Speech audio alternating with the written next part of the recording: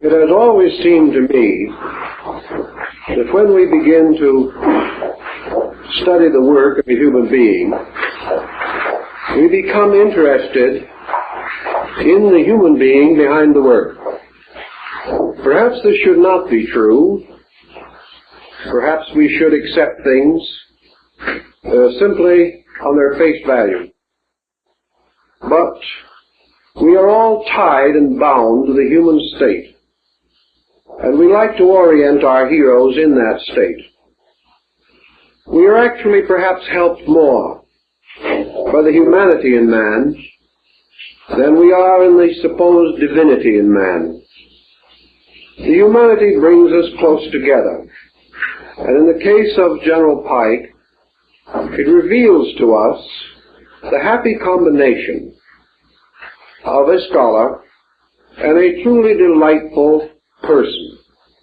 A person who had many friends simply because he was friendly, and who had an almost unending sense of humor, even though much of his life was burdened with most serious responsibilities. We have tried to have something to say about the General as a person, therefore, each evening, and we're going to select a few points this evening from early articles about him, which perhaps are not generally known and which may not be included in the popular available biographies. After he reached the area of Little Rock, Arkansas, which he came to sometime after 1832, and here became a small village school teacher, teaching in a log cabin schoolhouse, we find that a natural tendency which showed from his early boyhood continued to unfold, and that was his poetic abilities, which were largely recognized and which undoubtedly have contributed to the beauty of the work that he did. We find, for instance, that while he was teaching school, this biographer notes, again his pen was busy, writing verses for the Little Rock Advocate, as well as political articles, under the pen name of Casca, which attracted so much notice that Horace Greeley reprinted them in the New York Tribune. And so shortly after, there was a statewide search in Arkansas to discover who this Casca was. And it finally centered upon this rather amiable, somewhat timid, round-shouldered schoolteacher. And from that time on, his literary fame increased. And he has left quite a rich legacy of good poetry, which will be of interest to one group of persons. Also, Albert Pike was involved in the Mexican War prior to the time of the Civil War, and we find the following notes. In the war with Mexico, Pike won fame for his valor at the field of Buena Vista, and enshrined the story of this occasion in one of his poems. After the war, he took up the cause of the Indians, whose life and happiness fascinated him, and who he felt were being robbed of their rights. He carried their cause to the Supreme Court, to whose bar he was admitted in 1849, together with Abraham Lincoln and Hannibal Hamlin. His speech in the case of the Senate Award to the Choctaws is famous, and Webster passed high eulogy upon it. Judged by any test, Pike was a great orator, uniting learning with practical acumen, grace with power, and that imperious magnetism which only a genius can command. Albert Pike was made a master mason in Western Star Lodge No. 1, Little Rock, Arkansas, July 1850. And from that time on, we see the forces at work which caused him gradually to turn practically all of his learning in the direction of Freemasonry. He had brought to it brilliant legal background, a good literary background, and outstanding achievements in poetry and essay, and he also brought to it a tremendous personal capacity for research and study. As a result of his initiation into the order and his gradual increasing interest in it from a philosophical standpoint, we find his following summary of the situation which caused him to devote his entire life, practically, from that time on, with the brief interlude of the Civil War, to the advancement of the Masonic research program. He says of Masonry, "It began to shape itself to my individual vision into something imposing and majestic, solemnly mysterious and grand. It seemed to me like the pyramids in their grandeur and loneliness, in whose yet undiscovered chambers may be hidden for the enlightenment of coming generations the sacred books of the Egyptians, so long lost to the world, like the Sphinx, half buried in the sands. In its symbolism, which, and its spirit of brotherhood, are its essence, Freemasonry is more ancient than any of the world's living religions. So I came at last to see that its symbolism is its soul." From this foundation, we can perhaps begin to estimate why he devoted the greater part of his effective, mature life to the effort to restore this symbolism, and why, in order to do so, he had to follow an ancient course, and that is to seek in the most remote corners of the world and in the most difficult branches of learning for the keys to these symbols. And also, as he expresses it, he had to penetrate layer after layer of interpretation, the incrustations of ages, the pollutions of both time and era, in an effort to restore, as far as possible, the primitive meanings of these ancient figures. And so this evening we are going to devote most of our time to exploring, along with him, and in his way, the essential symbols with which he became concerned. Pike would have been the first to point out that these symbols are not the private property of Masonry. These symbols derive themselves from practically every tradition of the world. Yet that there must be, beneath all symbolism, a substance, a meaning real and valid, would seem to be of interest and importance to us all. For in the search into the field of comparative religion, in which symbolism plays a most vital part, we come constantly upon images and figures difficult to comprehend, confusing, and at the same time utterly fascinating. We also realize that in this pursuit of symbolic lore to its fountainhead, we must begin with some conviction, some concept. And General Pike begins with one very basic fact, namely that the symbol, which has endured from time immemorial, going back to the earliest thinking, to the most basic ideals of the human race, comes the nearest to anything that we have to a universal language. The moment we lock our thoughts in words, we restrict our meanings to those of kindred tongue. The moment we attempt to interpret in the terms of familiar things, we also impose a dogmatism upon meaning. And gradually most symbols have been dogmatized. They have been given a meaning, or perhaps a group of meanings. And these are assumed to exhaust the research in the subject. The moment we place a dogma upon any natural growing concept, we blight it with an early frost.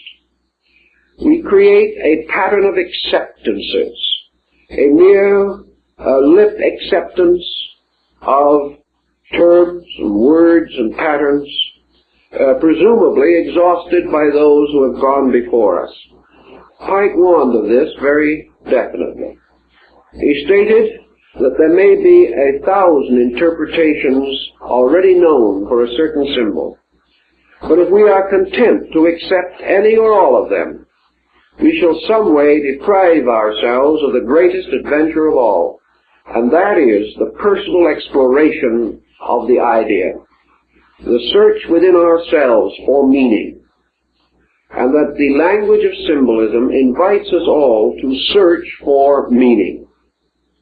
He next assumes, which I think most of us here would concur with his belief, that not only was symbolism a language, but it was a language about something.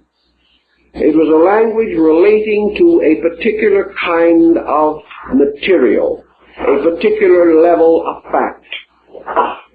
And the reason that this fact has remained expressed only in symbolism for thousands of years is due to one circumstance, in itself also undeniable. That is, that men have never found a better way of perpetuating these facts than through symbols.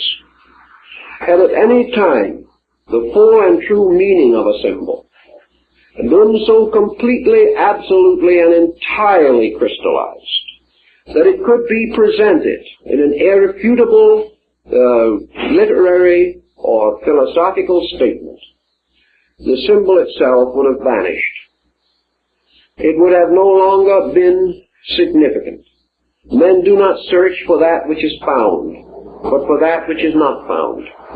The individual, therefore, is entitled to assume that the language of symbolism relates to something about which there is no common knowledge, about which there is no other adequate instrument for the perpetuation of certain ideas.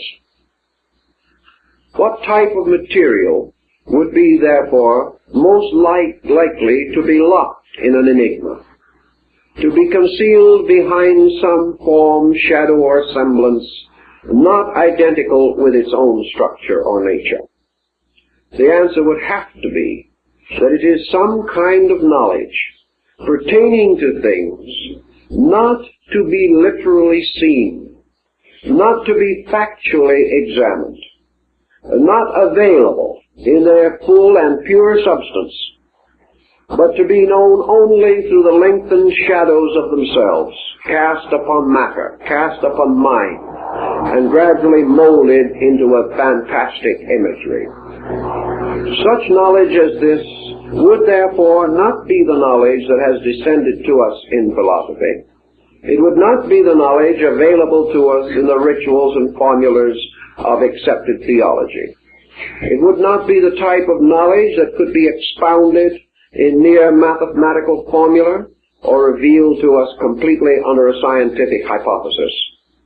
It has to be something in its own nature so elusive that it cannot be captured, and can therefore only be known through this shadow cast by itself.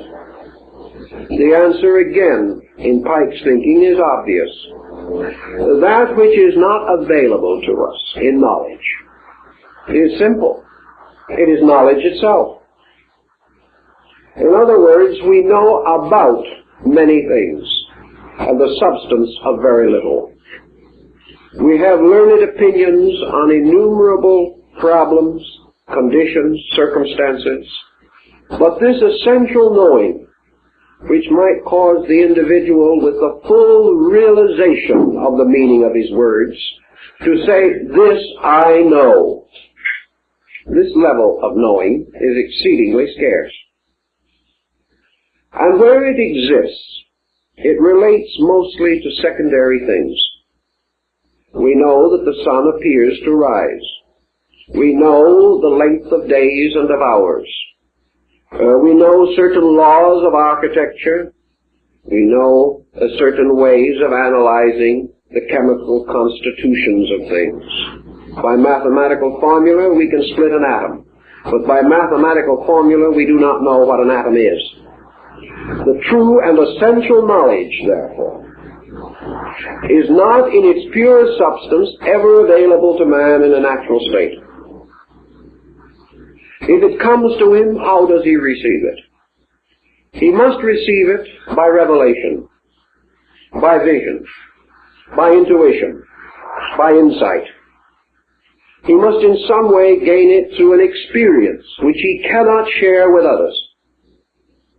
He may attempt to share, but the moment a knowing passes from him to another, that which comes to him as knowing is accepted by that other as an acceptance, as an opinion, as an interpretation, or as a belief.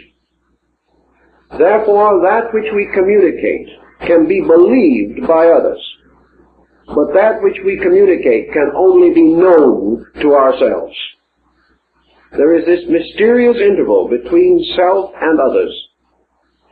And while our own insight may convince us of the inevitable truth of a thing, we also come upon another dilemma. The insight of others give to them different interpretations of the same thing. Therefore, to say I know is not only an indication of penetration, but it is also a completely individual project. The individual can know for himself. He may know that which is necessary to himself. But this knowing, he cannot say, will be identical with the knowing of any other person. He may like to affirm the philosophical concept that if persons come to the same level of insight, they will attain to the same substance of knowing. But as each person is different, it has become exceedingly difficult to assume or to discover even the levels of insight upon which a number of persons may function. The only levels we have available to us are levels of interpretation, levels of believing, and levels of acceptances. Thus, according to General Pike, it would seem obvious that a symbolism which is extended around the world and descended throughout time to be valid, to be worthy of perpetuation, to hold as it has the admiration of the most learned and the most informed and enlightened of mortals, that this symbolism must deal with these things about which man cannot come to external factual knowledge. These symbols must therefore relate not to effects but to causes, not to consequences as we see them, but substances as they exist in the nature of being. He is strengthened in this concept by another point, namely, that the great wealth of symbolism has grown up around sacred matters. The greater body of symbolism has to do with the attributes of deity, with the substance of human consciousness, with the nature of the human soul, with the substance and material of the human mind, and also, in large measure, with the great circle or cycle of man's psychic experience, leading not only through the years of this life, but postulating the future state of the soul in time to come and beyond the grave. These things, then, relate to certainties which men desire to possess, but which they do not at the present time adequately possess.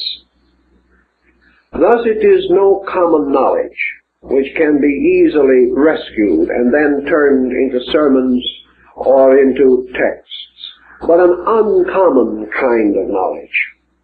That knowledge which has to do with ultimates, with infinites, and with the great universal values which men have sought from the beginning, and about which even now they have come to no common conclusion.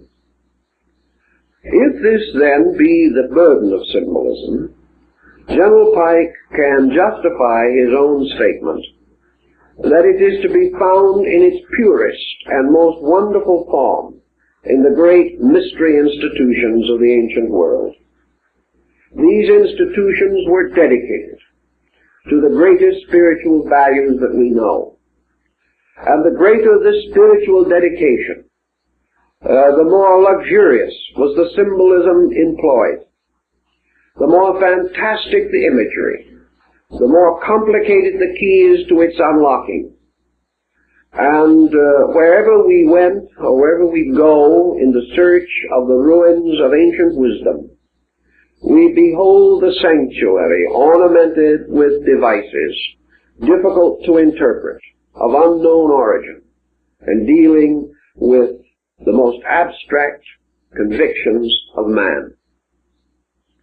Now, symbolism then breaks down into a series of patterns, and our beginnings of symbolism undoubtedly go back to the dawn of our experience.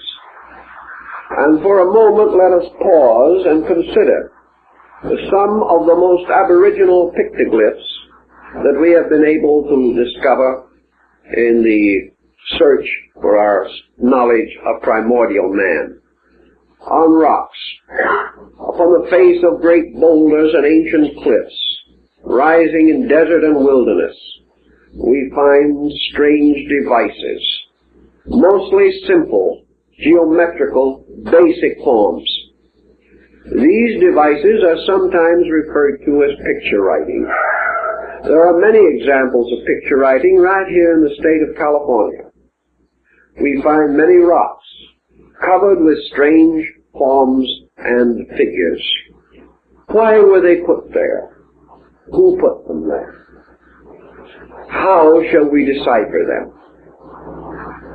They were put there by crude instruments, perhaps the chiseling of a stone with a harder stone, perhaps in some cases with the use of early tempered copper, or as the Egyptians, various files and chisels and other instruments of soft metal, their teeth set in jade or in emerald in order to give them a cutting edge. These ancient symbols were put for one reason primarily. They were to perpetuate something.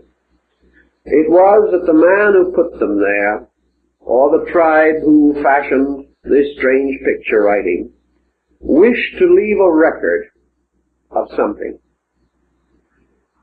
Perhaps his basic impulse was completely egocentric, although undoubtedly he had no awareness of it, never having been under psychoanalysis. But in any event, perhaps what he was searching for was one of the most basic needs that man experiences. He was searching, rather pathetically, childishly, desperately, for immortality. He was searching for that mysterious quality of not being forgotten. He wanted to live. He wanted to live in one of two ways that he knew that man could live. He believed, probably, from example and sorry incident around him, that this physical part of his own nature was fragile and would not long endure.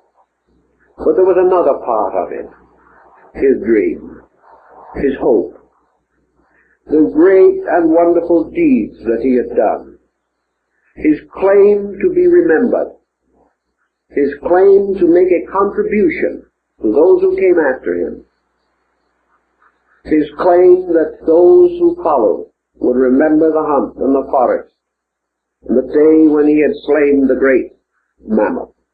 These things he wanted to have lived because they were his hero self.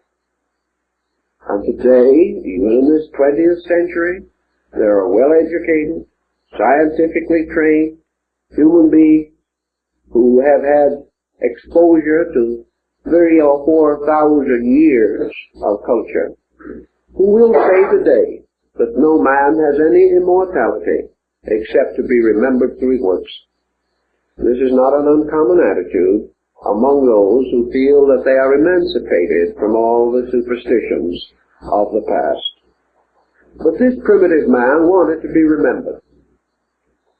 He therefore used devices. And where did he find his symbols? He found his symbols in the beginning of language, nature. He found his first speech in the sounds of nature. He found his first designs and artistry in the simple, crude representation of things around him, things to which he gave a new kind of meaning. And in most cases, this meaning was a motion from a concrete to an abstract point of view. For example, perhaps he regarded the great cave bear as a very strong and brave animal. Now, this brought with it a gradual development of an idea, an association mechanism. And in time, the glyph of the cave bear was no longer a representation of this animal, merely to perpetuate the animal. It became the symbol of the attributes of the primitive mind associated with the animal. Therefore, this bear became the emblem of strength, or of courage, or of endurance, or whatever attribute the human being found most acceptable in the study of the animal. Thus, by degrees, men developed totems in which they took the names of these creatures as symbols of their powers. We find this still among American Indian tribes and among many other primitive people. And in all through the Central American complex of civilizations, we find that the totem, or the symbol of the person, is placed above his head in the glyphs. And this is the key to his name and to the virtues which he represents, or to the dedication of his own life, to the exemplification of certain qualities. Thus we see the bear becoming the symbol of bravery. We see the sun losing its actual astronomical meaning to become one of several things. First, light. Second, time. The sun became a symbol of time because it gradually came to be called the figure of day, or days. And primitive man began his counting of days by the number of risings and settings of the sun. For a longer period he chose the moon, and therefore he began to have a kind of simple calendar. Things that were 3 days back were 3 suns back. Things that were 3 months back were 3 moons back. And beyond a comparatively small number of suns and moons, his chronology became rather corrupt. He had no, in early times, he had no concept of longer periods. This came later. But the sun then became the symbol of light, it became the symbol of days, it became an emblem representing insight, it became a sign of blessedness or of good. It gradually unfolded into a sign of wisdom because it was opposed to the darkness of night, which was ignorance. It became associated with integration and orientation as opposed to the chaos of night. And by degrees then, each of these natural objects gained a more or less abstract meaning, a meaning which carried it into a world of invisible values. A brave animal can be seen, or a brave man, but bravery as a fact is not visible, except by some action by which it is personified, or some condition which exemplifies it. So the moment man began to think of qualities as apart from physical objects themselves, he had to go into symbols. He also found various problems arising in the development of his word structures, where he discovered early in life that the most difficult concept to express in some visible form capable of being perpetuated is motion. It is very difficult to indicate motion on an immovable surface. He could not make a glyph that would fly off the surface and therefore be true to motion. He had to create the concept of motion without the object itself moving. One of his earliest experiences in this, as we see by studying the pictoglyphs, is the use of a series of footprints. These footprints indicate a journey. They may also indicate that their beginning and termination, the locations involved. Locations at that time being so crude and rude we cannot rediscover them, even from the glyphs. But this long string of footprints was not entirely a happy thing.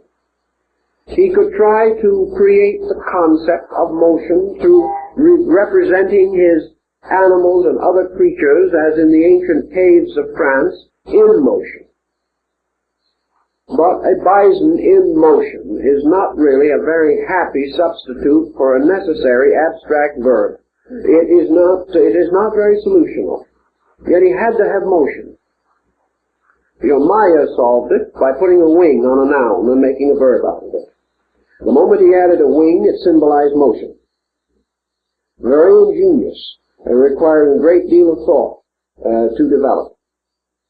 But he did find the need constantly for creating forms for the expression of values not visible as objects. So out of this early struggle came the rise of pictoglyphic and hieroglyphic forms. The hieroglyph was an organized pictoglyph, and probably the greatest development in this situation is found in the languages of Egypt and of China.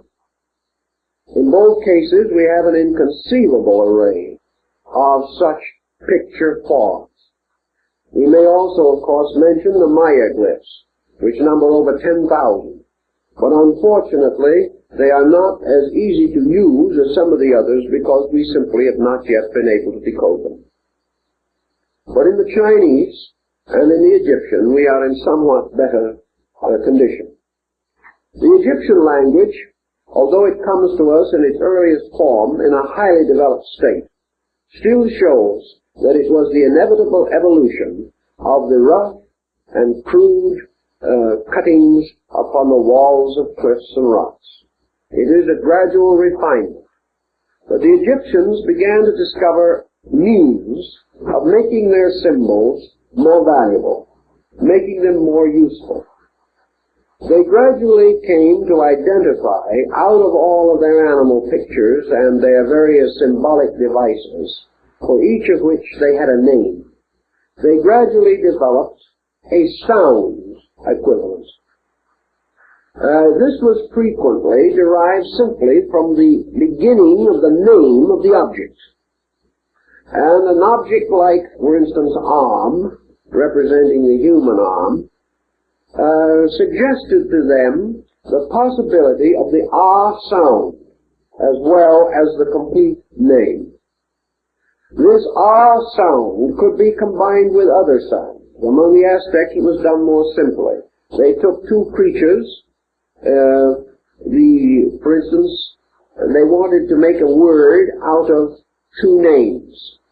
So they would take the name for tiger and the name for snake.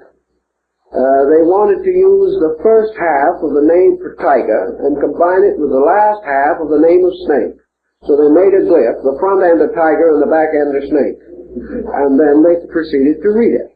It gave them, therefore, the possibility of bestowing this glyph as a name upon something. And this is how we read the place names of the old Mexican cities and towns. They placed this glyph in association with a little device called a mound. And when the mound and the place name were put together, it meant a city. If they drove a spear or an atlatl through the mound, it means they had conquered the city. And one by one, these simple devices developed. So the Egyptian language passed into a new form, in which it consisted of both ideas and of sounds. This became rather complicated. But it also gave rise to the possibility of the Egyptian attaining a certain written form, in which he was able to express sequences of abstract ideas, and used for these sequences hieroglyphs which suggested sound arrangements, and by their grouping, compounding names of objects. When they wished a word or a section of glyph to represent primarily a sound, or an order of sounds, as in the case of a proper name, they placed a cartouche around it. That is, they drew a line around the entire thing, saying this is one word, instead of a series of glyphs. So in most of their manuscripts we find picture writing, hieroglyphical development and structure, and then every so often an encircled group of characters signifying that these shall be read together to form a name, or to form a proper word of some nature. This went on until gradually the pictoglyphic form began to fade away, and the symbols were not essentially changed, but passed through a condition of human carelessness. This human carelessness caused finally these glyphs to be drawn so poorly that as glyphs they were comparatively undecipherable. The individual taking these pictures simply streamlined them. He created a kind of shorthand out of them, using perhaps only the principal stroke of a particular glyph, the one stroke which distinguished it from all other glyphs. And he found that by degrees he could speed up the process of writing, and the hieroglyphical form about the beginning of the Christian era began to drift into the hieratic form, which consists of the loss of the symbol in a conventionalized letter. As this proceeded more rapidly, the advantage of the picture glyph as a means of identifying objects gradually ceased, and the entire process moved into an alphabetic form, with words spelled out to form new dimensions for the concepts to be perpetuated. This also followed definitely in connection with the Chinese method of writing. We find that the original glyphs were very often very close to the object represented. Their little pitched roof character, which is essentially a roof, originally meant a covering, consisting of two lines drawn this way, just like the sides of a roof. Well, that was a covering originally. It finally became very much more involved. The oldest Chinese glyph for a horse, for example, has 4 small dashes under it to represent the horse's feet. It was pretty literal. And among other languages, it is true that the Chinese perhaps has changed less than most others. Now, the Chinese have a symbol for tree, a very simple glyph. Now, they were also concerned with what we might term the plural forms, and how were they going to handle that?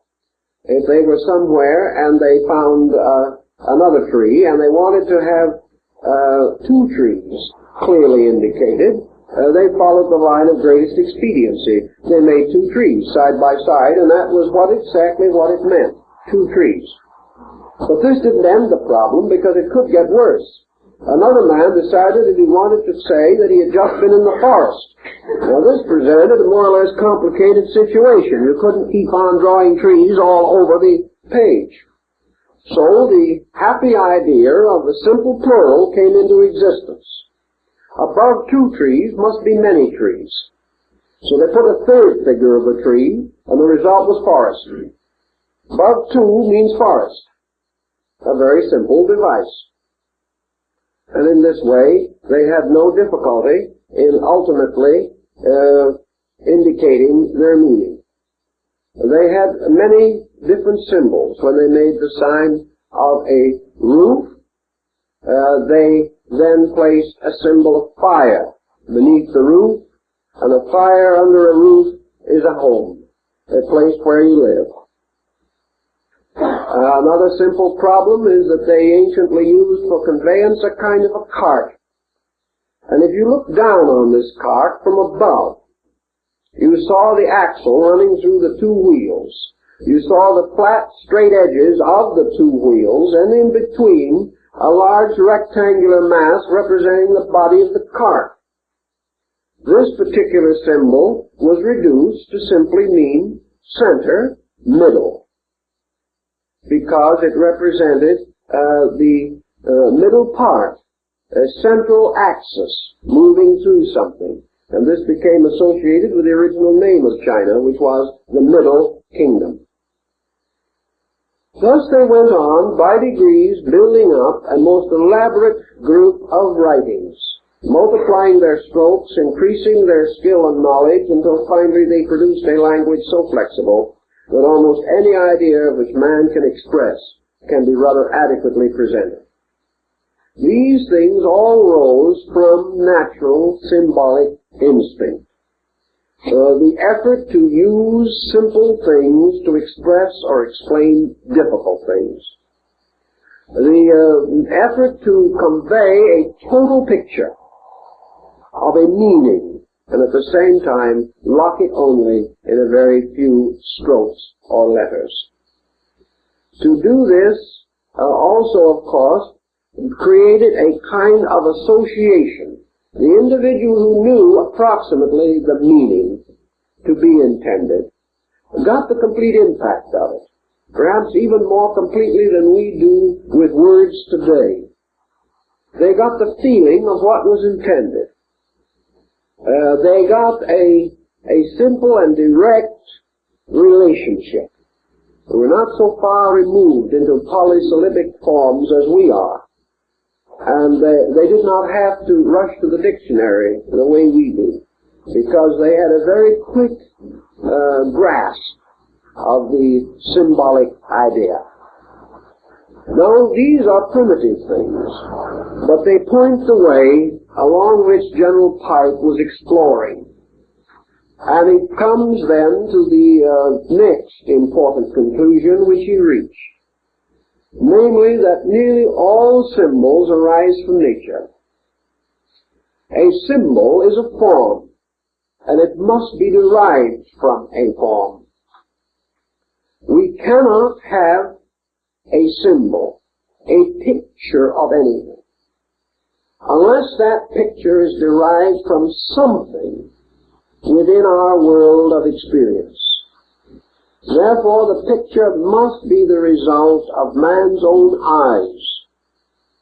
He may add to the eyes certain reasoning powers, but he must first use the eyes. He cannot conceive of a form which does not exist, nor can he make a picture involving a pattern which has no similitude in life or nature. Thus he was forced to derive his language from his world and from the world of circumstances. Pike, however, points out what several other authors have also noted, namely that the selection of these forms and the investigation in the effort to discover appropriate forms for ideas forced primitive man to a most dramatic conclusion. Namely, that all forms around him in nature are themselves symbols. That a tree is a symbol. A tree is not merely a symbol for man to use. Man is simply taking a more ancient, natural symbol and reusing it. The fact that the tree is itself visible to his eyes is enough to prove that this tree is a visible extension of something not visible. Therefore, man can see the tree as it grows, but he cannot see the principle of tree. He cannot immediately apperceive tree as reality. He cannot know the light behind the tree, except by watching the operations of this life as these operations cause the tree to grow, or to in some way modify the various visible values which it exhibits.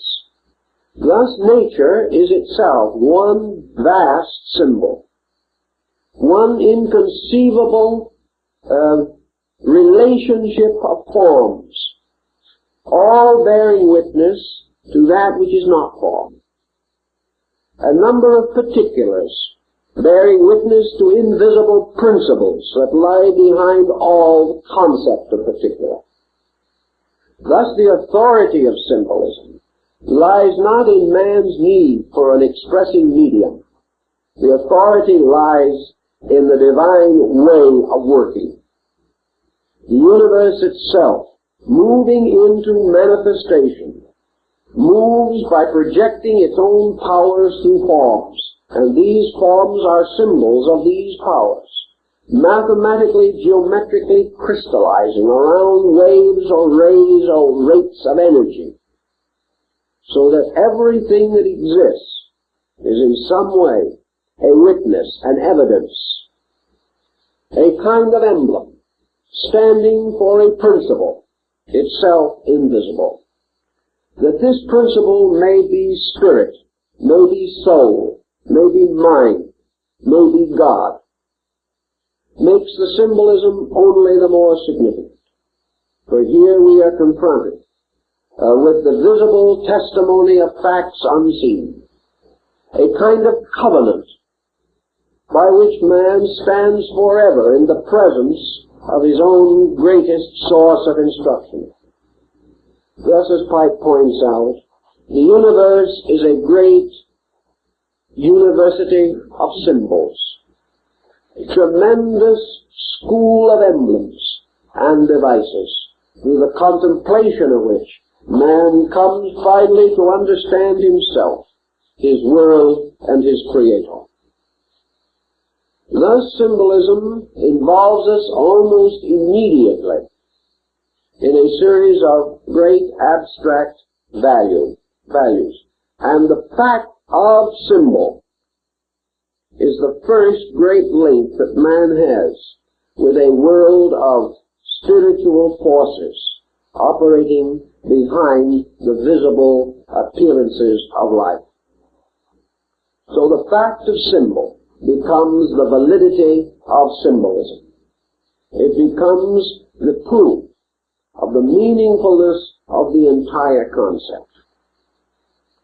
Man creating symbols, therefore, derives them by bestowing upon forms and likenesses already existing and already having meaning, other meanings according to his own qualified understanding. Therefore, he takes emblems having an absolute meaning, and he gives them a new relative meaning, in order that he may use them for the extension of his own awareness in some direction or under some condition. If, therefore, the Chinese makes a glyph for the home, consisting of the combination of roof, fire, and the woman symbol, he is therefore expressing a basic concept. These devices are not home, nor are we to assume that he is merely attempting to establish the concept of a house. He is working for something else. He is working for the moral and emotional overtone of home. He is looking for its spiritual value, its ethical implication, and thus he captures in these basic forms ideas which are in harmony with his own insight. Yet each of these forms may have another meaning, a meaning especially in themselves. And this is true where the selection particularly involves natural working or natural objects rather than the artificial productions of man, as in the case of house, which is something man himself has built, and therefore has a meaning peculiar to man. But when he draws upon the earth and the sky and the flower and the rock, he is drawing upon things which he did not himself create, and therefore which have meaning apart from him, even though he wishes to give them a meaning of his own. In this way, symbolism has gradually associated itself with an infinite diversity of interpretive factors. And these interpretations, extending on through time, have been refined and revised with the changing of human beliefs. The ancient meanings have been restored and lost again. and finally new meanings have been imposed upon ancient substances which no longer seem relevant. Man, however, hit upon one other happy device in the development of symbols. He knew that he was concerned to a measure with the restricting circumstance of literalism. There was always the deadly danger which man faced, namely that in the field of learning, if he drew a picture of a tree, the student would be satisfied to say this is a tree and feel that he had solved it all. If, therefore, he surrounded the man primarily with only natural symbols, the human being would be almost in the same condition he would be without any symbols, because there are enough natural symbols forever around him. He sees the alternations of day and night, he beholds growth, he beholds all the strange and wonderful workings of natural law. These are his heritage. Therefore, to merely reproduce them for his intellectual advancement would scarcely attain its end. He would only be using a crude substitute for a nobler original.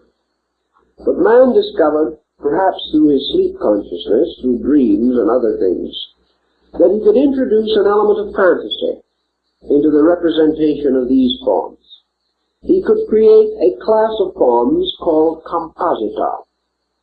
He could make a thing unworldly by putting together natural emblems and symbols in an unnatural relationship.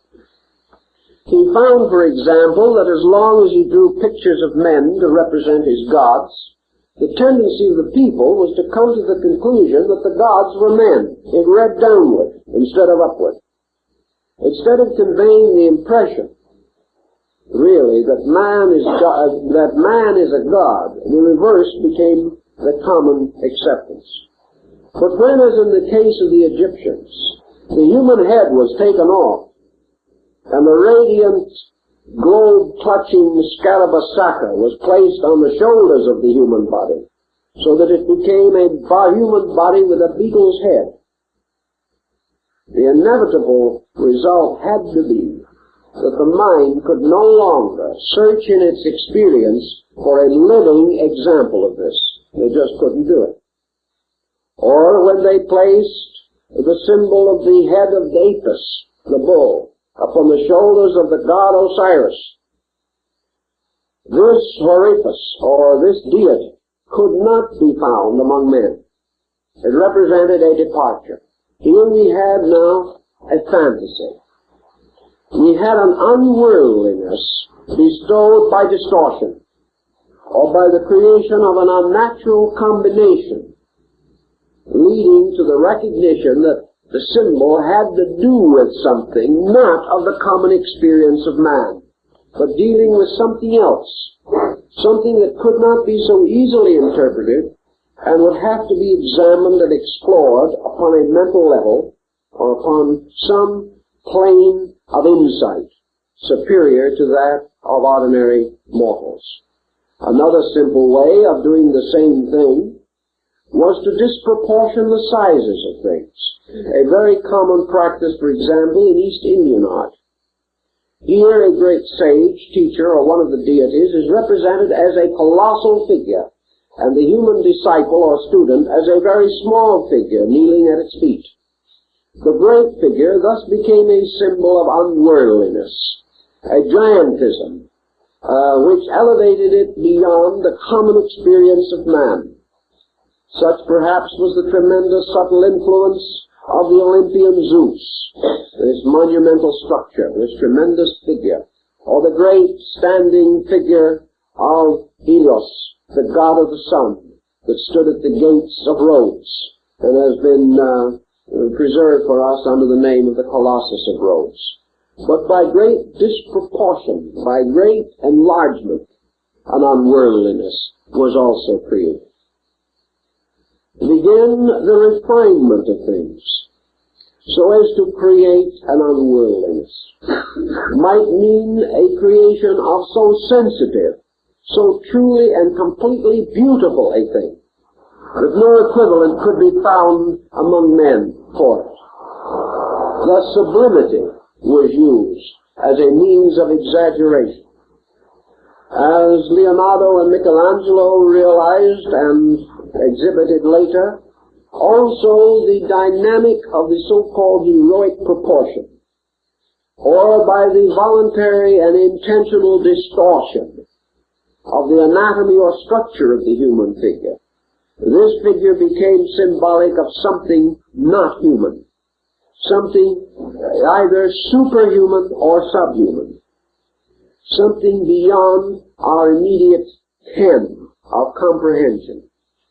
A great study was made, for example, of the familiar figure of Michelangelo's Moses.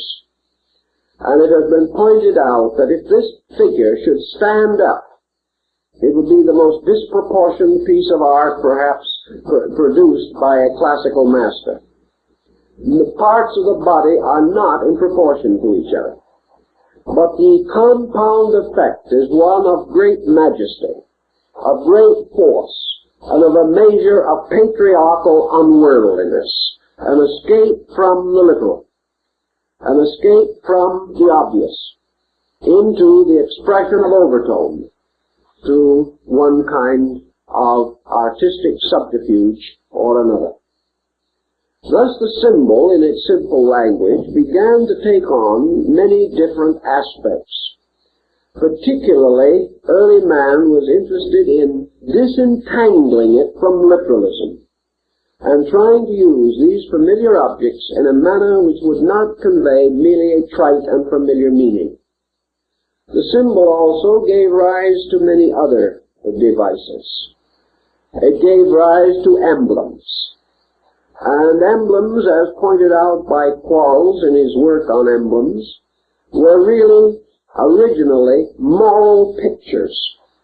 An emblem was a moral representation, gradually becoming more and more stylized until it became a device, became a kind of reminder of quality, rather than an actual picture of it.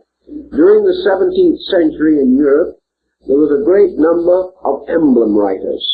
These writers moralized upon practically every symbol, device, work of art, statue, jewel, fabrication of antiquity that we know. Every one of these had to be interpreted to have some bearing upon the moral need of man. The purpose was to produce the good man, or to remind the individual of moral virtues by simple pictures.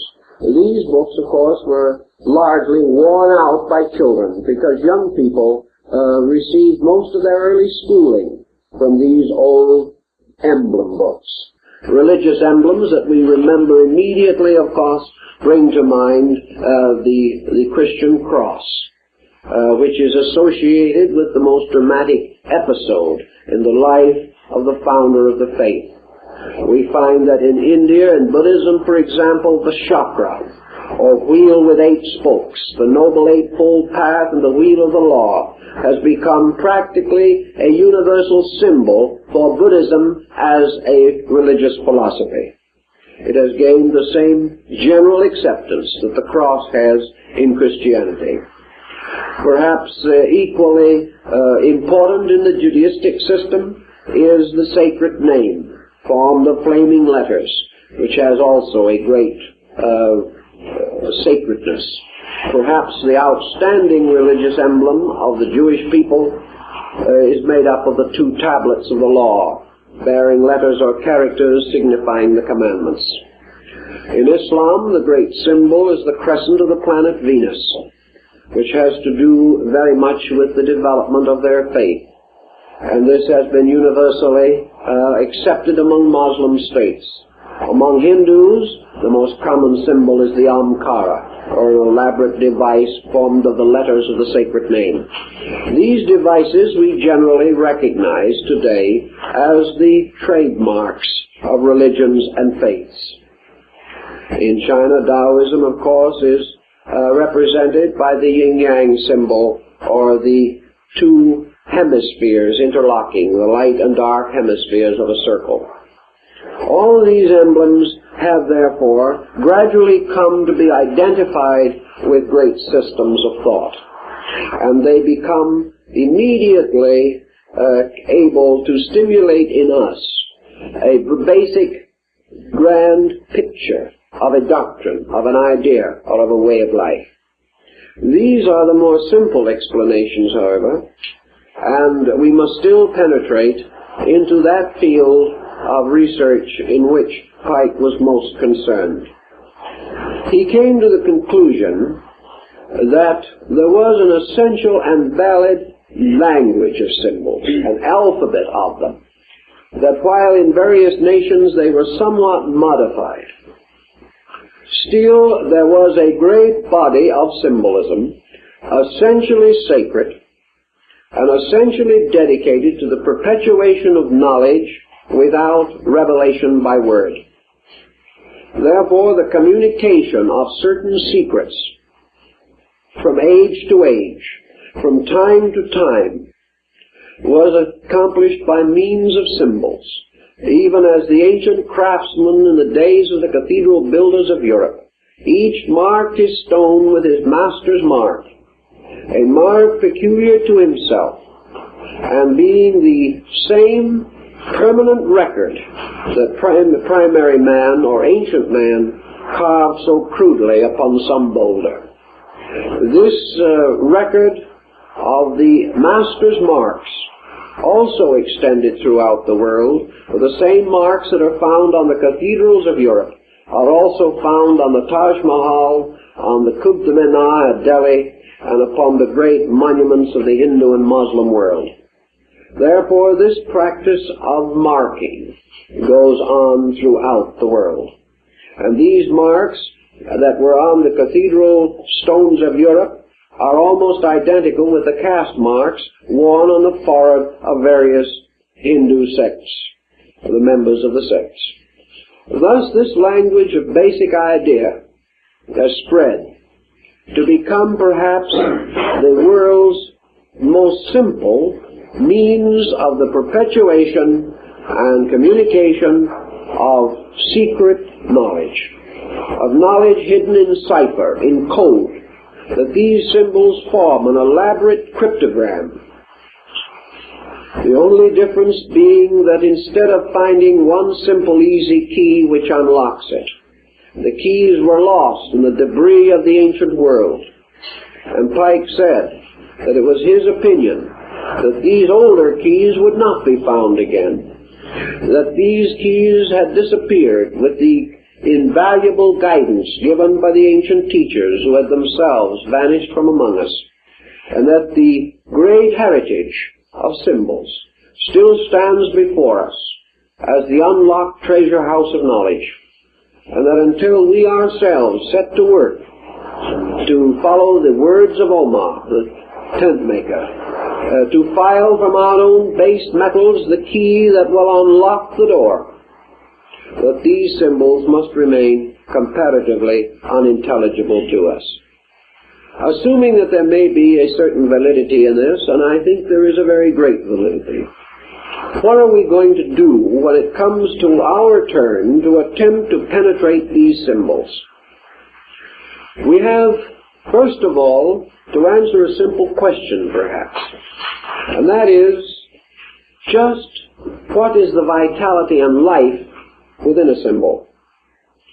Is a symbol a living thing? Is it a dead thing? What is this symbol? It is some kind of a formula. It is power locked in a picture.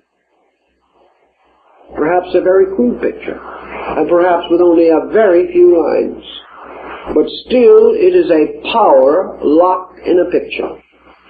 And why do we say that it is a power? Because we say that in some way it is a truth, and that a truth is always a power. For a truth is the power which enables man to achieve his great victory over ignorance in some particular, in some way, or upon some level of function or understanding. Thus a symbol has, we shall say, an essential meaning, that it has its root in some law, It must, because it is derived from nature, and everything in nature is meaningful. It also has, as I said, an accumulated series of meanings. And the individual, confronted with a symbol, is at first placed at a serious disadvantage. We will imagine that for some reason and in some way you have wandered into the ruin of some ancient Egyptian temple. And there, half buried in the sand, among the wreckage of time, you see graved upon the wall of that room, in strange, deep cuttings of abstract artistic merit, a strange and powerful device, a symbol. What the symbol is for the moment is unimportant, because its name is Legion, but that it is an arresting device, we will admit. Perhaps it came down to us from Talamara and the strange, pathetic reformation of Akhenaton over the faiths of Egypt, this strange mystic living in a world of symbols. But whatever it may be, there it is. So what will you do with it? Well, if you're inquisitive, the first thought you probably will have is to look in the guidebook quickly and see whether somebody of note and importance hasn't seen this before and has a nice pat explanation that will require no further mentation on your part. So perhaps if you are more fortunate than most tourists, you will find it in the guidebook. The general experience is, however, that you will find everything else. That particular emblem some way escaped attention. But assuming that you do find it, you will then find what Maspero thought it meant. You will find what Petrie thought it meant. You will find a learned opinion by Piazza Smythe, the old Astronomer Royal of Scotland, who was in those parts. Perhaps you will find a very erudite description by Lepsius, or you can find a little more in Wilkinson's Manners and Customs of the Ancient Egyptians, or in one of the admirable handbooks of Sir A.E. Wallace Budge. You will get some kind of an interpretation, probably, if you look far enough. But what will you get? You will get the same type of interpretation that was based upon the learning or scholarship of that school of Egyptologists that has risen since Champollion and which has dominated the field ever since. They will tell you all they know, but what they know will be based largely upon Egypt. Well, Egypt, in the days when that symbol was cut, also had a great deal of knowledge about its own time. Probably it knew more about its day than we will ever know. Had this symbol, then, simply been a trite representation of something already known, it probably would not have been placed there. The Egyptian only put it there in the first place because it represented something that he could not reveal in any other way. Something that meant something inside of him, not just merely the perpetuation of ornate devices which were everyday knowledge to himself, even though they may be extremely mysterious to us. So a great symbol was a great symbol in Egypt at the time it was placed on the temple wall, just as much as it is a great symbol today. And it is quite possible that thousands of Egyptians went by that symbol during the great period of the dynasties, and they did not know what it meant. Or it may be that it was anciently the wall of a sanctuary, where an initiated priest in his mysterious robes of blue and gold, and wearing the great gilded triangular apron of his sect, brought the neophyte, and there attempted to unfold for him some strange and recondite meaning for this emblem. But one thing is sure, the emblem is not going to be easily unlocked. It is going to fight to hold its secret, just as much as you may fight to take that secret from it. As Pike said in his little article I read to you, each of these symbols is a kind of sphinx, and each one who comes into the presence of it and tries to solve its riddle is also a kind of Oedipus.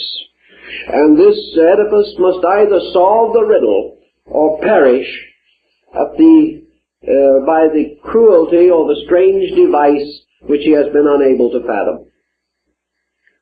So we come into the presence of the symbol. and we realize that it represents design, that perhaps, like the famous old Etruscan frying pan, it was a masterpiece in higher mathematics, and that only by a mathematical code can we decipher it. But then when we have deciphered it, we lift a veil only to find other veils behind. How then shall we approach the symbol? Shall we approach it only with the hope that, or perhaps even the fear, that we shall discover that the Egyptian knew as much as we do? Will we approach it in the possibility that it may contain some interesting and novel formula that we can dramatize or fictionalize in our way of life? Probably from any one of 100 reasons. If we glance a second time, we will continue to ponder the symbol. What then is our answer? We have some reason to believe that it was put there by someone for a reason and a purpose. That man could know us, or would have any great or powerful interest in our way of life, is rather unthinkable. Man looking at the symbol is not fulfilling it. It is not merely intended to draw out of him the experiences of his century. It is interesting to see, however, to what degree this symbol becomes a drawing power, and may also draw out of the individual levels of knowledge that he did not know he possessed, because he had never before been subjected to a riddle. A riddle forces the individual to probe within the recesses of his own knowledge, seeking for something that at least has a bearing on the problem, or a clue, or some association, by means of which the unknown becomes intelligible. But even if he does this, and he does it thoroughly and painstakingly, he only arrives at a certain formula of his own, passes on, his place is taken by another man who repeats the process. Each, because of different experience, comes to a somewhat different conclusion, and the symbol is consequently always a mirror, reflecting that which is within the beholder, casting back himself upon himself. But its own inscrutable mystery is still utterly locked. Therefore, this attitude is not entirely satisfactory. So the symbolist, and Pike belongs to that group, points out that in order to break the symbol, in order to actually penetrate it, it is not possible merely to make a photographic reproduction of it in our minds, or to battle out our brains against its strange and fantastic construction. There has to be another way. There has to be something else. And that something else implies the possibility of the individual becoming receptive to the total impact of the symbol itself. Not only to discover what it can mean to him, what it may have meant to the Egyptian, but also what it really means. And this real meaning implies, of course, something else also. That in a moment of inspiration, someone put it there. What this inspiration level was, we cannot know. But if the symbol has survived as a great and magnificent arresting thing, that level of inspiration must be explored. We've got to try to find again the consciousness of the man who put the symbol there. This does not mean that if we do, we shall finally solve it. But it does mean that we shall come a little nearer to solution. We shall have a better grasp than merely imposing our own nature upon the symbol. Great symbols are nearly always strangely orderly, wonderfully mathematical, and while their essential principles may be obscured by flourishes and artistic devices, each one is based upon a grand concept. It is a cross or a circle or a triangle or a square.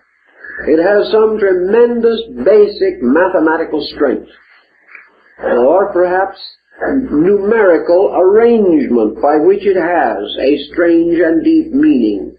There is a pattern there. There is always an orderly progression of things. Thus the symbol invites us to contemplation. It invites us not to an aggressive effort to conquer it. It invites us to meet it in a more or less receptive manner, opening ourselves to it, persuading it to come forth, rather than demanding it to come forth. It also must free us in some way from our own eternal resolution to read into that symbol our own meanings, or the meanings of our times, or the ethics of our times, or the morality of our times. What we must try to find out is what it meant. And as it probably arose from this great system of world mysteries, the great educational body of the past, this symbol may well be part of the great textbook of essential learning, a strange essay, a wonderful composition, placed there with masterly skill, not only to confuse the ages, but in some strange way to bind the truth seeker of the present to the truth discoverer of the past. Thus the problem of the impact of the symbol, the effort to decode it, may lead us in many directions. As Pike points out, one of the first things that a good symbol does for us is to show us how ignorant we are. And that is an admirable beginning for something. It suddenly reminds us that the common knowledge that we have is not very valuable in an uncommon situation. It further also reminds us, if we think a little more, that the common knowledge that we have has very seldom been sufficient in any situation. That we are dying of our common knowledge. And that unless we do something about it, we shall continue to die. Thus it behooves us to explore the symbol. And the moment we start on it, we are dedicated to the great course to study of primordial man and his search for light. We must, to a certain degree, have the same experience which Pike himself had. Drawn into Masonry by the rather natural circumstances of the time, he became aware that he stood in a great palace of symbols. Gradually it dawned upon him that these symbols were the soul of something. That this organization which he had joined was not merely a body of persons tied together by dues. It was a symbol of something. It was something that tied into a challenge. A challenge that could only be solved in one way, and that was by the attainment of universal enlightenment. That symbol would always be there, pointing a strange, abstract, accusing finger at the individual, solemnly pronouncing his ignorance, until that symbol itself was completely and entirely unfolded.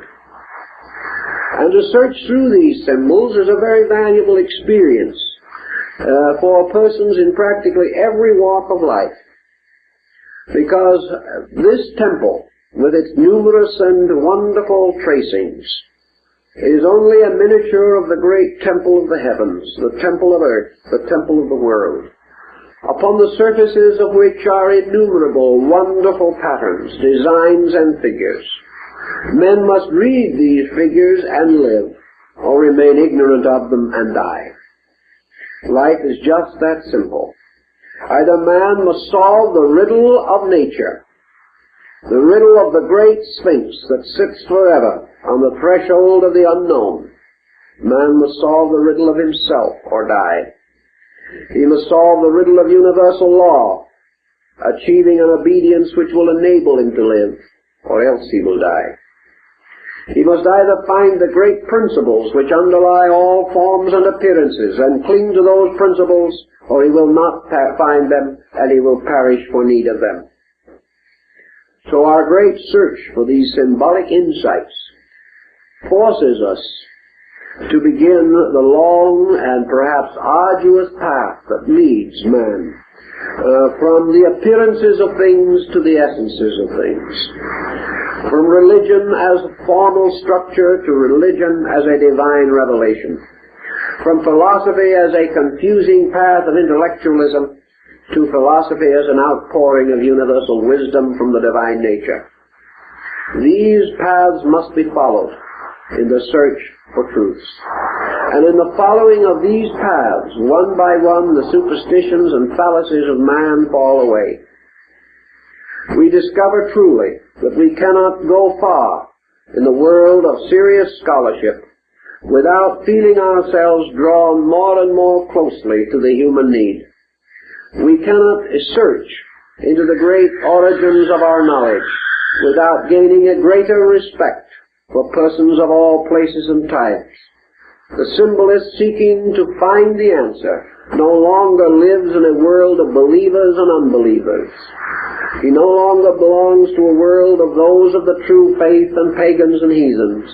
He lives in a world of individuals, each of whom is tracing the symbols of his faith and trying to find at the source of those symbols the certain and sure fact which is the root of faith.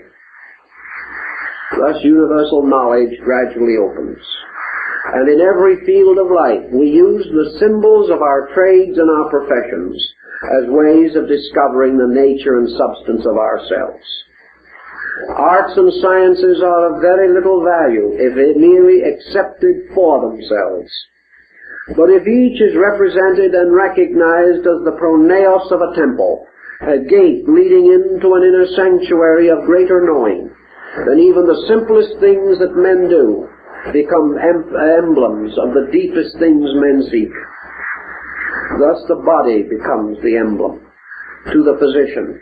The course of the blood, the structure of the muscles, the arrangements of the bones, the chemistries of function, all of these things are symbols of universal truth. To the architect, the laws of building become the symbols. To the painter, color, form, organization become the symbols. To the musician, sound, notes, keys, scales. All these things become the emblems and symbols of universal knowing. For everything men do is symbolical of the one thing that man is trying to do, and which he goes about so awkwardly and so often with such profanity of spirit. To discover these emblems, to unlock their secrets, then causes man to begin the long journey, the great journey into homelessness, as Buddha called it. This journey that goes on and must leave behind by degrees everything that has been established as a fixation, as a point, as an inevitable. One by one we outgrow our own ultimates.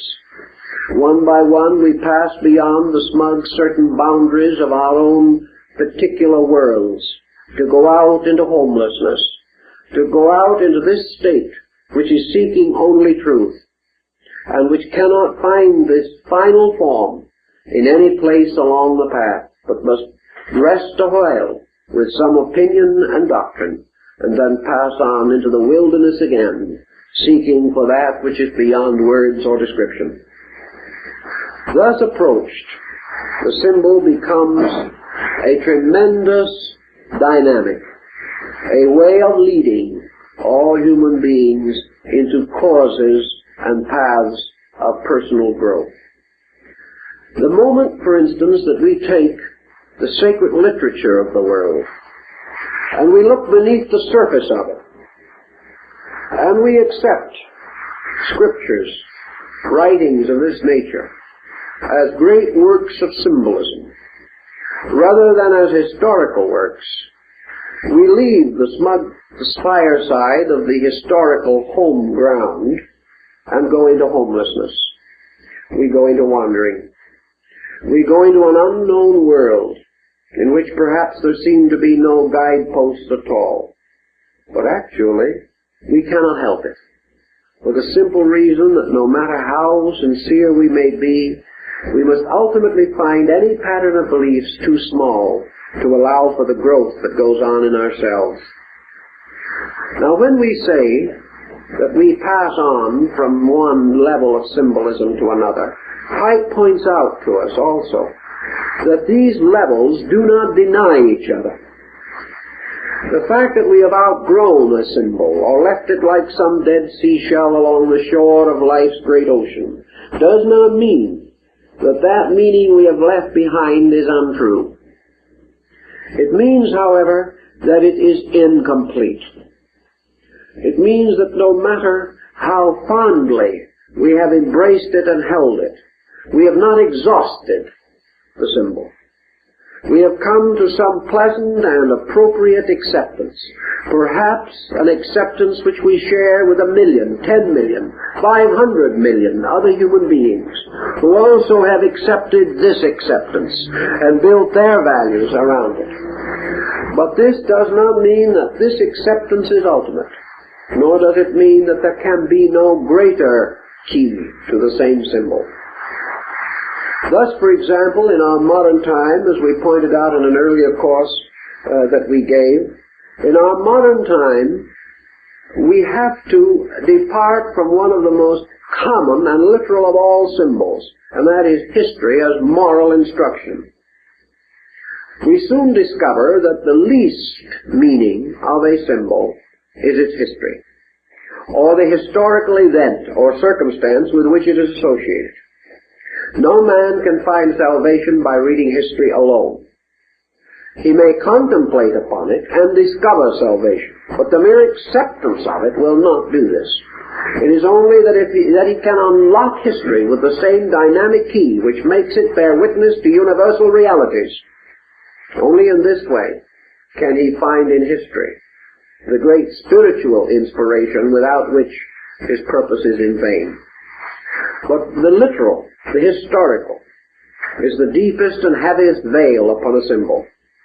And from this we must pass immediately, not denying the history, but denying that history will save us, and go on to search and explore the universal meanings behind these devices.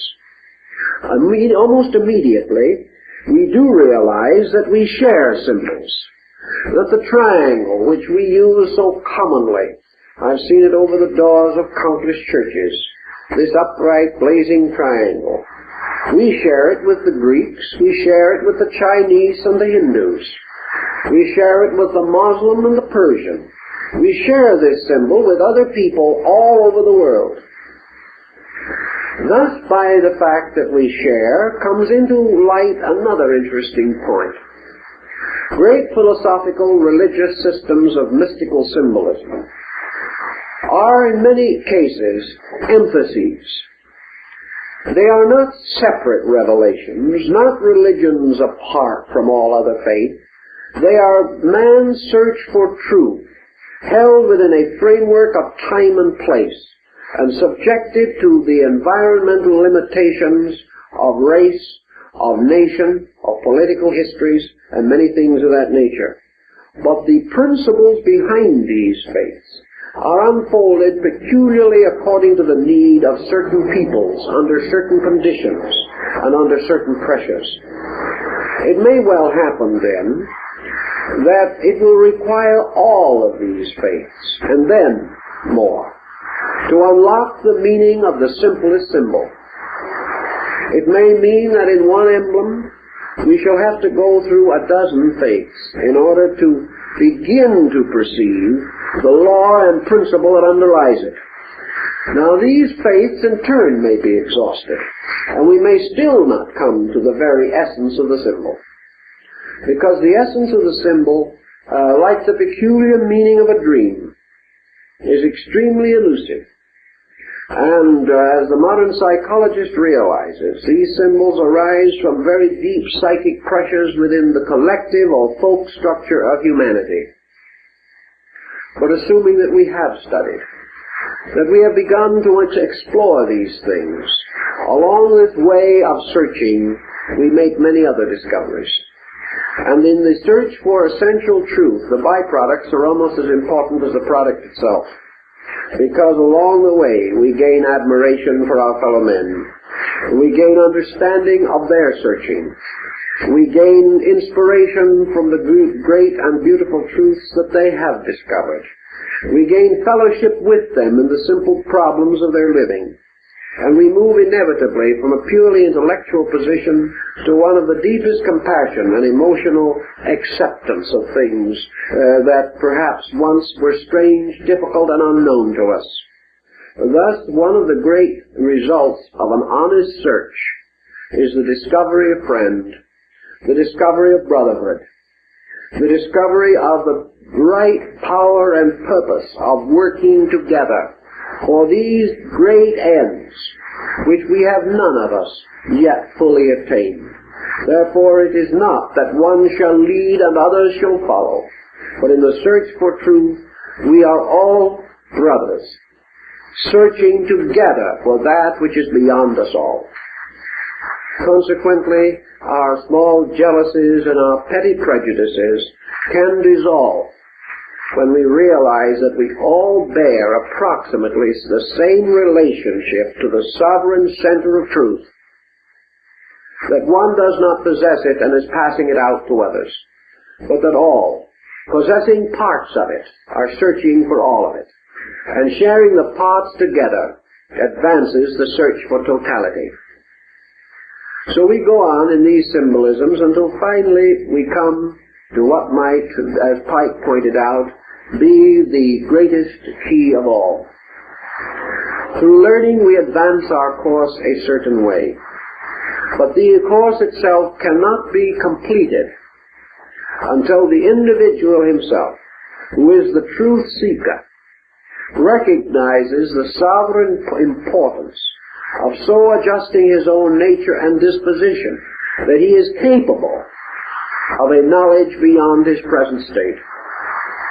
Thus, Pike points out the great systems of disciplines advocated in the Eleusinian, in the Hindu mysteries in China, and in all parts of the world. Namely, that insight, true insight, arises from conduct. That true knowledge is not possible to the ignorant until certain other things have been achieved. Consequently, the search for the symbol, the tremendous invitation of this riddle, the progressing of it along natural and reasonable lines until we are finally frustrated, beholding a great spiral staircase rising as in the wonderful table of Thebes. Then suddenly the realization that we cannot finally come to solution without the total reformation of ourselves. That from our own natures, the eye must be fashioned that can see beyond the horizon of form and place. Thus in the Egyptian rites and in the Greek rites, the seeker after truth had to carry the small lamp of his own attainment when he examined all of these strange cuttings and symbols and pictures and devices. Without the lamp of his own soul, without the light within him, the meaning could never be found.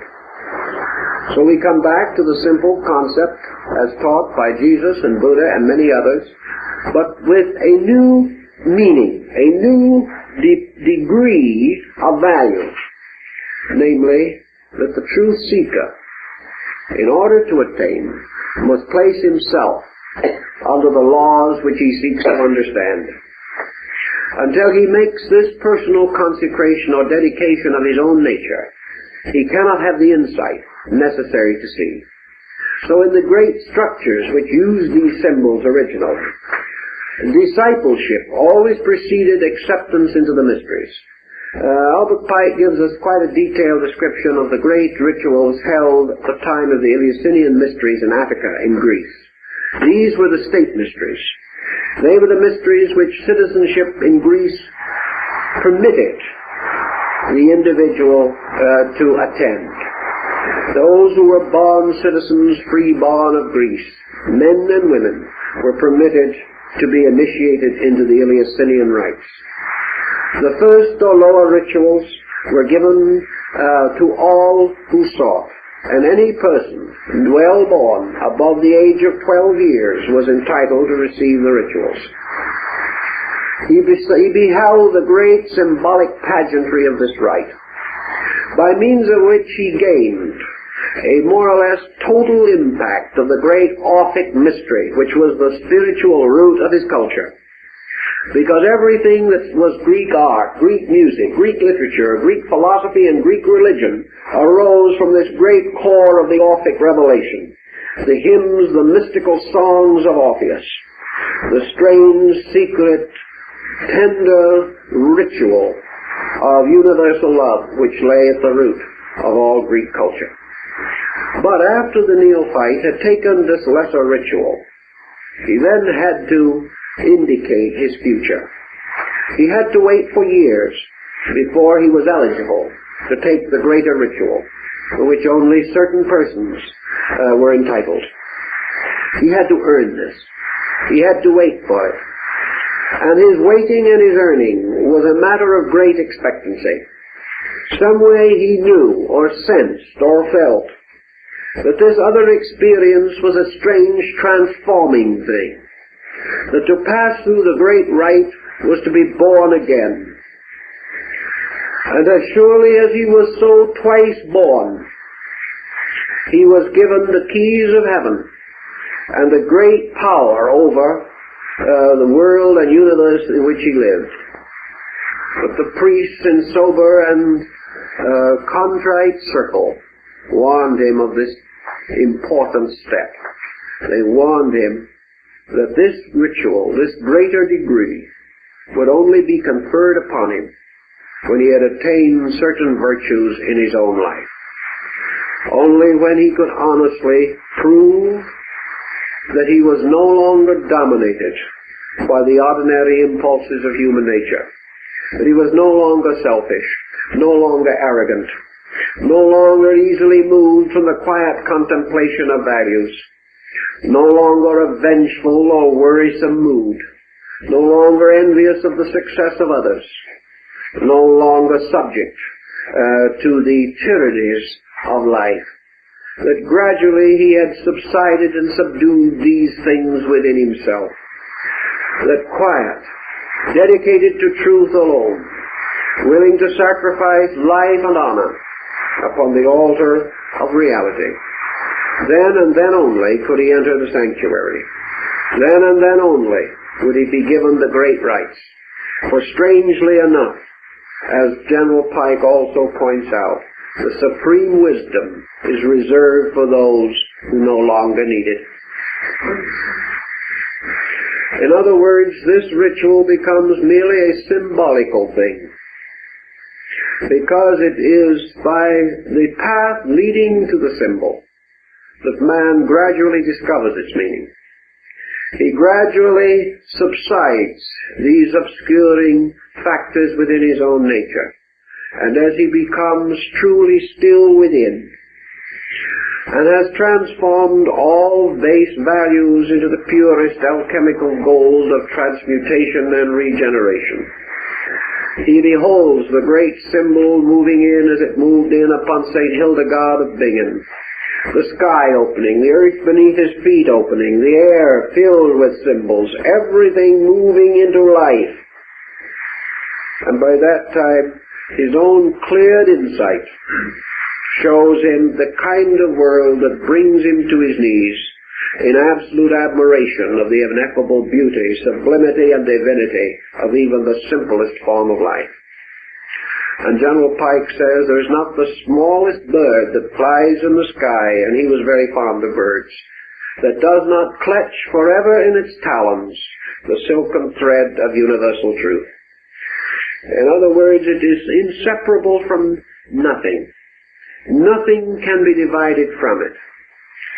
So when the neophyte, having passed his test, having become wise in the wisdom that is not of this world, having gradually subsided and subdued all these false pressures within himself, is at last brought into the presence of the symbol, the mystery of which he sought to penetrate.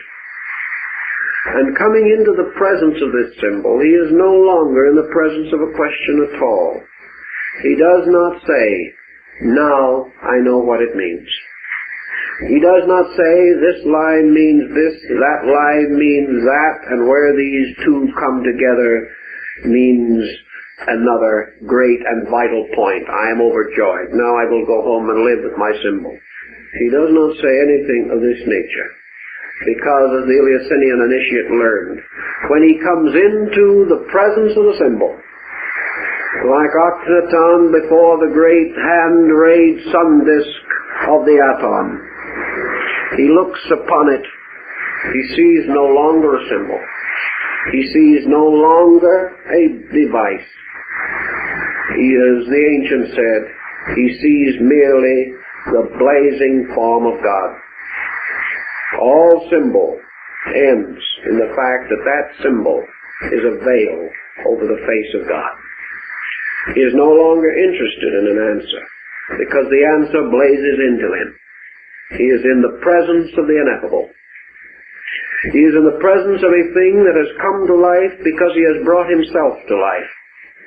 And he stands thus in the presence of the All-Radiant, and falling on his knees, he does not ask, he worships. And when he has achieved to this point, he has solved the mystery of symbolism.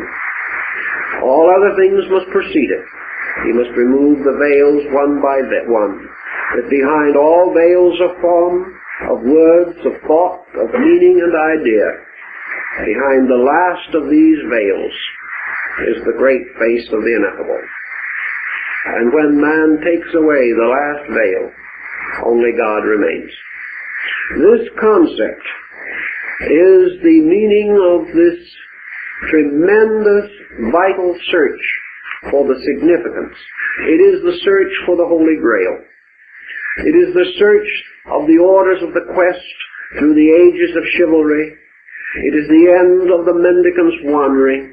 It's the end of the Hindu's pilgrimage around the rocky base of Mount Kailasa. It is again this endless search for the Chand Shambhala beyond the sky. It is always the same. It is the search for the substance behind the shadow. And the wise discover in the end that divinity is the only substance behind the shadow. And that to discover this is to be one with it. To discover this is to lose the interest we have in the particular and adore the great gilded structure or golden radiant structure of the universal. This is our way, and each of these symbols is a little thread leading us through a labyrinth like that of Ariadne.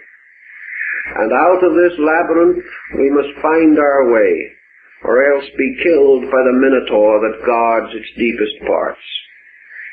So man, escaping along the thread of symbol, finds it much easier to escape this way than he does through the heavy and clanking chains of dogma. He finds that dogma does not open him, it closes him. He finds that explanations, as commonly given, do not open him, they close him. The only way explanations open him is when he realizes that this is an explanation, but we must continue on for the explanation. We must find the name of the symbol, and when we receive that name, we discover that its name is namelessness. It is a very critical and difficult thing for us to understand. But names disappear in the substances for which they stand, words in the ideas for which they are but symbols. And the world as form, the world as idea, the world as thought, the world as symbol vanishes in the world as God. This was the wisdom of the ancients. This was the old path. And this is the path that General Pike sought to re-engrave upon the hearts and souls of those who followed in his footsteps in the pathway of the degrees of the Scottish Rite of Freemasonry. He was seeking to remind them from their various stations and their various places, with their numerous loads, burdens, responsibilities, prejudices, and opinions, that this was the old road, the ancient road of man growing up by piercing pictures and going on to the material value which was behind them. That all these pictures are actually part not of man's knowing truth, but of man's becoming truth. That the end of the symbol is that man himself, as the great symbol, shall unfold. That every symbol invites man to grow from within his own nature, not merely by interpreting it, but by experiencing it. And as his disciplines increase, his vision increases also. Now, one of the simplest of all disciplines is scholarship. Because it orders the mind, it makes things regular and reasonable. It usually dedicates the individual to some cause beyond wealth, for most scholars are proverbially poor. It causes the individual to create dedications that become very important to him. And also he gains a certain self-discipline by which he is able to advance further. Thus, through scholarship and through attentiveness, he strengthens resources. But he also comes then to another veil through which scholarship cannot pass. So at the proper time he must cast it down, preserving only to himself the power of self-control which it has given him, and go on into another kind of dimension of experience, in which everything that he has seen from afar comes nearer. Everything which he has seen through a veil darkly, he may contemplate face to face. And this way the symbol strangely draws him on. It is like Goethe's eternal feminine that draws man ever across the great abyss of illusion. The symbol is therefore quite truly the great ornamentation of man's great temple of ethical growth. It is an eternal testimony to his need and an eternal doorway to the fulfillment of that need. Pike would then not be incorrect when he said that the great wealth of a society or an organization lies in its symbols, that these are its locked soul, and that these symbols can not only unlock them themselves, but they can unlock the souls of those who seek to understand, and therefore bridge this strange and incredible interval between appearances and substances. Thus, in the world of symbols, let us be mindful, and let us also recognize the importance of finding that in the end we may say, now I know. And then if we are asked what we know, we must answer, I do not know. This thing that is found as a total experience. It is not a discovery of a particular, but the tremendous impact of a universe opening, blazing its eternal splendor upon our consciousness, and drawing us once more into the solemn and sacred union with that eternal value, that eternal life, that eternal power, which is at the root of us. So we open both the innermost and the outermost, and we open the furthermost with the innermost. And as we unfold the utility, the mystery within ourselves, we see its blazing likeness unfolding in the symbol before us. This is the great concentration symbol, the great mandala, which locks the world. At the end of the quest, man coming finally to know, discovers not that he knows, but that he is. And in the attainment of becomingness, all mysteries are solved, all secrets are unveiled, all riddles answered. And these riddles are all concealed within the mystery of the divine mind and the divine spirit. And the symbol is the path that leads through itself to that which is beyond human comprehension. I think that is a fair statement of General Pike's opinion, and I think it is very well worthy of our thought and consideration.